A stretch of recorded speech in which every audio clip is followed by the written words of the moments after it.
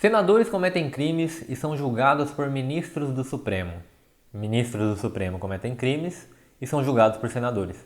Esse vai ser o assunto do vídeo de hoje. Antes de mais nada, já clica no botão se inscrever aí embaixo. Se você gostar do vídeo também, não se esquece de clicar em gostei e compartilha nas redes sociais. Provavelmente você já ouviu essa frase, esse termo em algum lugar, ou até mesmo esse meme.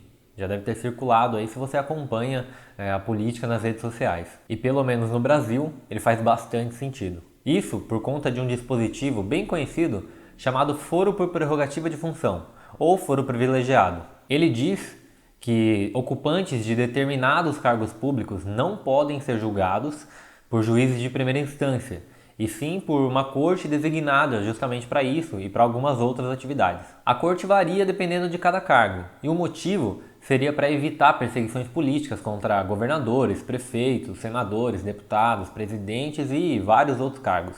No Brasil, o foro privilegiado só chegou a deputados e senadores na Constituição de 1967, durante o regime militar. Na Constituição de 88, o privilégio foi estendido para diversos outros cargos e chegou ao número absurdo que temos hoje de 54.990 cargos e seus ocupantes tendo foro privilegiado. Não pode ser julgado pelo juiz de primeira instância como qualquer outro cidadão. O número foi divulgado em 2017 pelo Núcleo de Estudos Legislativos do Senado. Só que da ideia original, que é proteger o cargo contra a perseguição política, para a prática, a coisa muda bastante de figura. Pelo menos na esfera federal, que é o que a gente mais tem notícia, que mais sai nos noticiários, o que a gente vê na prática é uma blindagem desses senadores quando eles são pegos cometendo crimes, porque eles só podem ser julgados pelo STF. Mas não é só o STF lá e julgar? Bom, depende. Se o senador não incomoda os ministros com declarações que questionem a moralidade deles,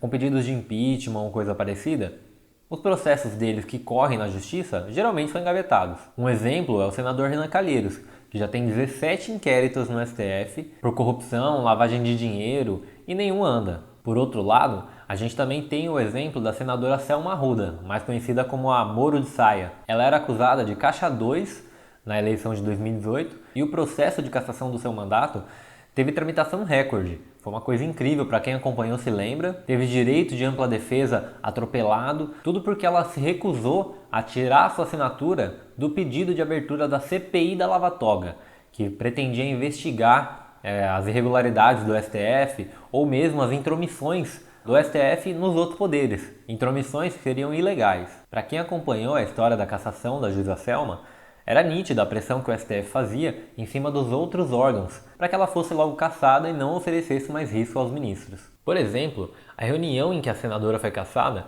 fugiu de todos os ritos ali do direito de defesa e foi direto para a decisão do Alcolumbre de cassar o mandato da senadora. O pedido de anulação dessa reunião, que foi para o STF feito pela defesa da senadora, foi rejeitado. Sem dúvidas, o caso dela também serviu para que outros senadores fossem desencorajados a pressionar a corte e isso realmente aconteceu.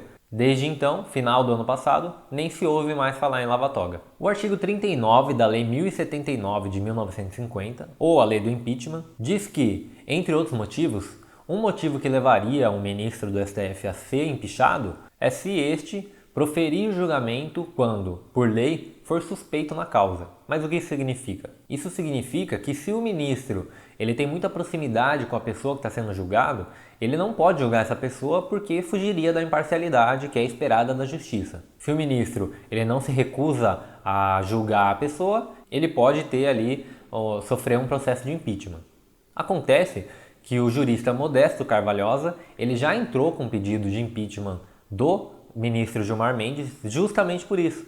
No caso ali do Eike Batista, no caso do julgamento do Eike Batista, o Gilmar Mendes julgou e até soltou o Eike Batista, sendo que a esposa do Eike Batista... Opa, só uma correção aqui, é a esposa do Gilmar Mendes. Ela tem um escritório de advocacia e não a esposa do Eike Batista. Tem um escritório de advocacia e esse escritório de advocacia serve ao Eike Batista, então por isso, por essa proximidade, o Gilmar Mendes não poderia tá ali julgando o caso do Eike. O que aconteceu na verdade foi que Gilmar Mendes acabou soltando o Eike Batista da prisão num caso ali em que claramente havia conflito de interesse. A decisão do Gilmar Mendes ela foi até confirmada pela segunda turma. Segunda turma era composta pelo Dias Toffoli, pelo Ricardo Lewandowski e pelo Celso de Mello. Ministros aí que dispensam comentários, né? Bem, o pedido então de impeachment, bem fundamentado, contra o ministro Gilmar Mendes, chegou até o Senado e o que o senador Alcolumbre fez? Deixou na gaveta. Essa é uma estratégia bastante inteligente, se for parar para pensar, do Davi Alcolumbre. Caso alguma coisa dele vá para o STF, então ele coloca para tramitar o pedido de impeachment ali do Gilmar, já consegue pelo menos garantir o voto do Gilmar a favor dele em algum julgamento que for acontecer. E já que o Alcolumbre sentou em cima do processo, ele estaria cometendo ali o crime de prevaricação. Carvalhosa então entrou com a notícia crime do crime de prevaricação e caso isso gerasse um processo e andasse para frente, ele seria julgado pelo STF. Então, os ministros do STF têm ali o interesse de não serem julgados pelo Senado e os senadores têm o interesse de não serem julgados pelos ministros. Ficam esse conflito de interesse e acaba que é vantajoso para ambos os lados que ninguém investigue ninguém. E quem foge dessa regra acaba sendo punido. É isso aí então, pessoal. Se você gostou do vídeo, continue acompanhando o ranking nas redes sociais.